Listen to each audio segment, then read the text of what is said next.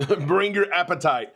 Islanders, before you watch this video, bring your cruise news and big announcement appetite as Carnival Cruise Line announces not 1, 2, 3, 4 announcements, but multiple, a half a dozen or more announcements. And it happened on a random Sunday yesterday. I have a hypothesis on why it even took place. We all need some time in the islands. Let's go there now on Island Time.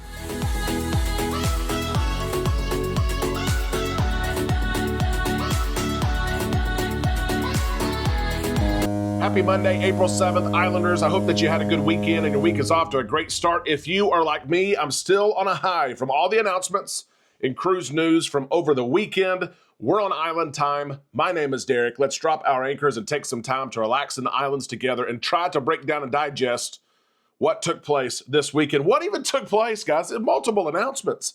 We're going to break them down right here. Let's start with this. This is a real-life soap opera. Soap operas used to be huge. I think they're still out there. I tried to come up with some names based on some of those classic soap operas that maybe some of you watched back in the day. As the cruise wheel turns. These are the sea days of our lives. The bold and the beautiful ships. Share your soap opera name for what I'm about to talk about in the comments section below. This week was supposed to be the biggest week in MSC's company's history. They opened up their brand new terminal, the largest cruise terminal in the world in Miami, which is where Carnival made their announcements from. Huge terminal that can accommodate 3 cruise ships, can turn around 36,000 passengers. You can check in, go through the embarkation process without even talking to anybody. It's fully automated. You'll see it. Amanda and I are headed to Miami. We're getting on board the MSC World America Wednesday. We're going to show you this new terminal. But that's not the only announcement. MSC is bringing their newest, largest ship, the World America, to Miami. The inaugural sail date is Saturday. Again, we will be on there on Wednesday with lots to share. But this was the week that MSC has prepared for, has invested millions of dollars in. They, not just in their ships, not just in the terminal, but the marketing. They wanted the spotlight. And Carnival said, not so fast, my friend.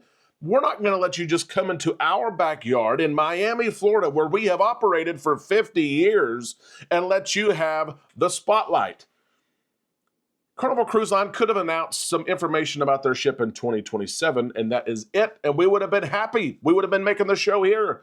We would have got our appetite pleased.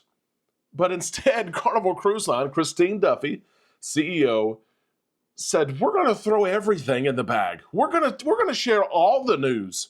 We're going to make sure the spotlight is on us. That's why I'm calling this a soap opera. Let's talk about some of these announcements here from Carnival Cruise Line as they share a strategic plan, 5-year, 8-year strategic plan, and they share all kinds of details.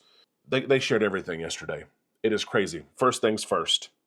This innovation itinerary announcement from Christine Duffy. Innovation itinerary is this forward-thinking strategy for the next several years of what's going to be on new cruise ships. How are they going to innovate on existing ships? Think of this as the Fun Ship 2.0 upgrade. You remember that back in the day? Fun Ship 2.0. Make sure that most of the ships have a Red Frog pub. Make sure that most of the ships have a Guy's Burger joint, a Blue Iguana Cantina, an Alchemy bar. Those were the 2.0 upgrades from years ago. We're entering the next experience here, this innovation itinerary. That's what was announced. All these announcements yesterday and more to come are part of this innovation itinerary. Here's number one. I'm going to share like 5 or 6 things with you today. Here's what a lot of people are talking about, new ships. New ships. We knew they were coming. Carnival's already announced new ships are coming, but we got names and we got all kinds of different things here. Starting with this, the Carnival Festival coming in 2027, 2 years really, spring of 2027. A new XL class ship that's going to sail from Port Canaveral, and we're excited about that. We'll sail longer cruises from Port Canaveral. And Carnival shared, I'll share some pictures with you, shared a change, a big change. Bolt will no longer be on XL class ships going forward. The next 2 XL class ships, the Festival and the Tropical, no boat, but instead an expanded water park with what looks like to be 5 or 6 water slides, which I kind of like because Bolt, I love it. I usually ride it once. Water slides, I ride them multiple days. So I'm okay with this.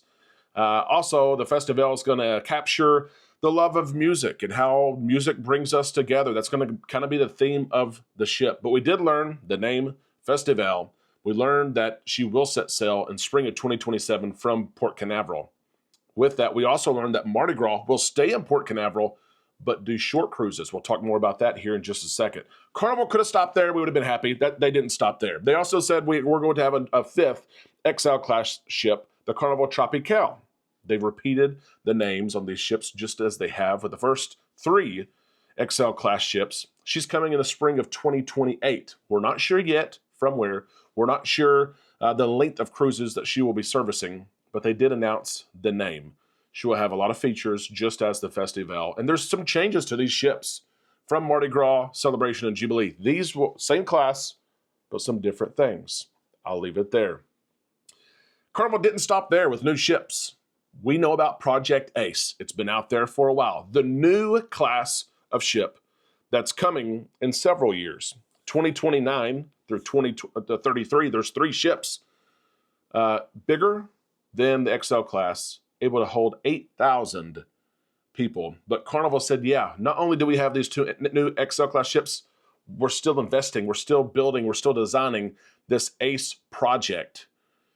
It'll be interesting to see what all is there. Carnival also shared that the Festival and the Tropical are already in construction. They've been in construction for months, and maybe they're going to share a picture, especially of the Festival very, very soon.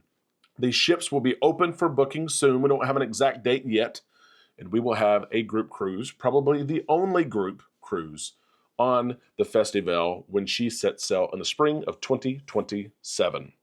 They didn't stop there. Deployment upgrades. Mardi Gras is shifting to short cruises in 2027. Some people don't like this. An XL class ship doing short cruises. Why would they do that? I think it's strategic. I think it's smart.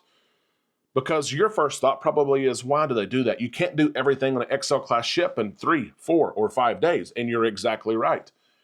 Passengers who may not be able to take off for a week at a time will go on a short cruise. They won't do everything there is to offer. They will probably book another either short cruise, or they'll be able to find that time off or find the money required to go on a XL class ship for 7 days. I think it's smart. That's where the industry is going. Royal Caribbean has already done that. Their newest ship, the Utopia of the Seas, indeed sells short sailings. Big news, deployment news from Mobile, Alabama.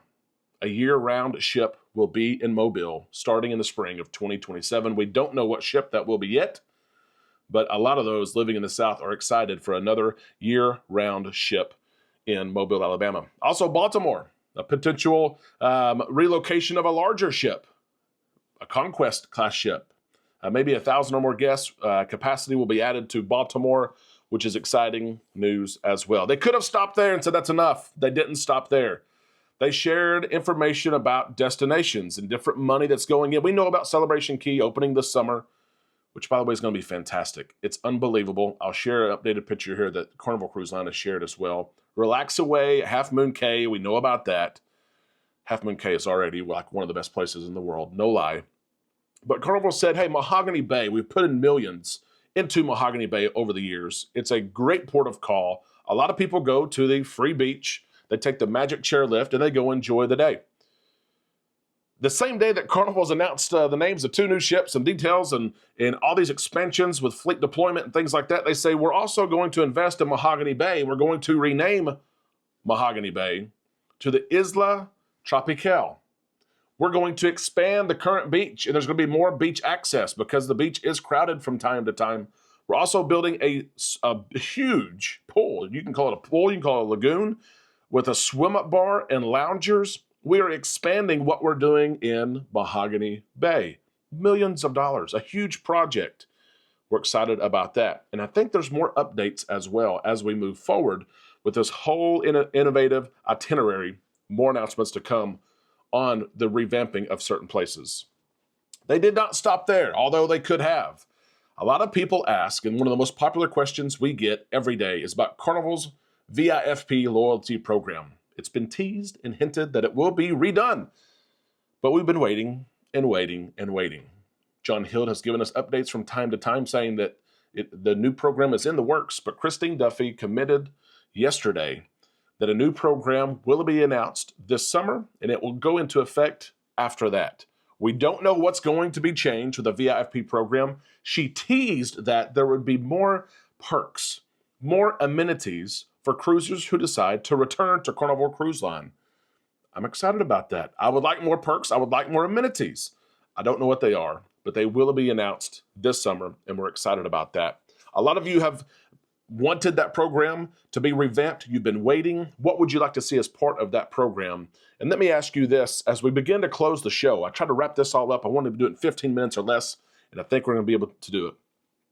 Of all the announcements yesterday, and there was a ton, do you agree with my hypothesis that Carnival Cruise Line was trying to steal the spotlight from MSC, especially in the cruise capital of what is the United States and America? Do you agree that they were trying to steal the spotlight? And what excitement, what announcement are you most excited about? Share your comments in the comments section below. Also, do you like the reusing of names? Carnival, of course, the 5 XL class ships, those 5 names are recycled. And I shared last night on the live show that I think this class, once all 5 ships are out, should be renamed from the XL class to the Legacy class. I think the Legacy class fits what Carnival's trying to do. They started this class with their 50-year birthday, and it sounds good. Legacy class. What do you think about it? Share your thoughts in the comments section. Islanders, we have to pack. Amanda and I fly at this time tomorrow to Miami, Florida. The Seed Trade Conference is going on. We're stepping on board the MSC World America on Wednesday. We will be on her until Saturday. We have all kinds of content to bring you. If you are not subscribed yet, be sure you hit the subscribe button, ring the bell to receive notifications when we upload content. Let us know too what you want to see on the MSC World America. We'll show it to you. You may not have cruised MSC, may not have never thought about booking it, never been on their website, but just wait until you see what MSC is offering, and as they try to get that spotlight back from Carnival after yesterday's news.